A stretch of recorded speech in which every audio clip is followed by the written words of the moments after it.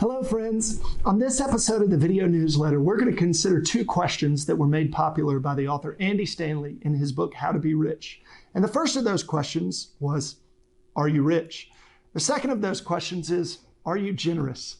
And the findings in this book were absolutely fascinating. Let me consider the first one, because they surveyed people of many different income levels, and they found that there was an overwhelming correlation that Americans, did not feel rich.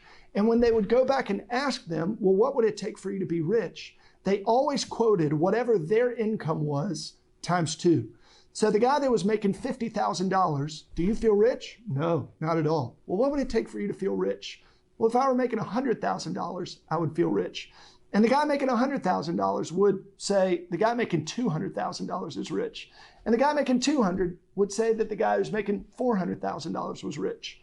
And he compared that to global statistics.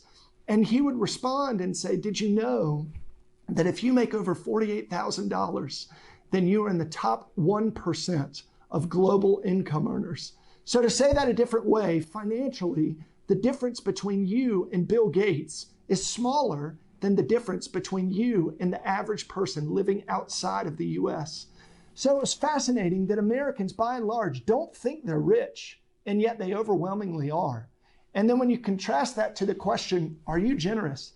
Americans overwhelmingly think they are generous, and yet the statistics show that that's actually not the case. The average amount of giving as a percentage of adjusted gross income is less than 2% in the United States.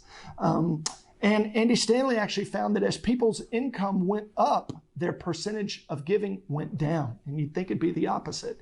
So Americans don't think they're rich, and yet they absolutely are. And Americans, by majority, think they're generous, and they overwhelmingly are not. And I don't say that to guilt or shame anybody. I say that to highlight the research that we've talked about in previous videos, the generosity studies from the University of Notre Dame, where we see this high correlation between giving and happiness, where we see this high correlation between how much we give and the level of satisfaction that people self-report. So as you're considering your end-of-year giving plans, we want to encourage you, be generous. Give appreciated stock. If you're required to take a minimum distribution out of your IRA this year and you don't need it, give that as a qualified charitable deduction, because those are two very strategic ways that you can give money to your church or charity, and you can also benefit yourself from a tax perspective. Please be generous. It's good for you. Thank you for watching, and have a great day.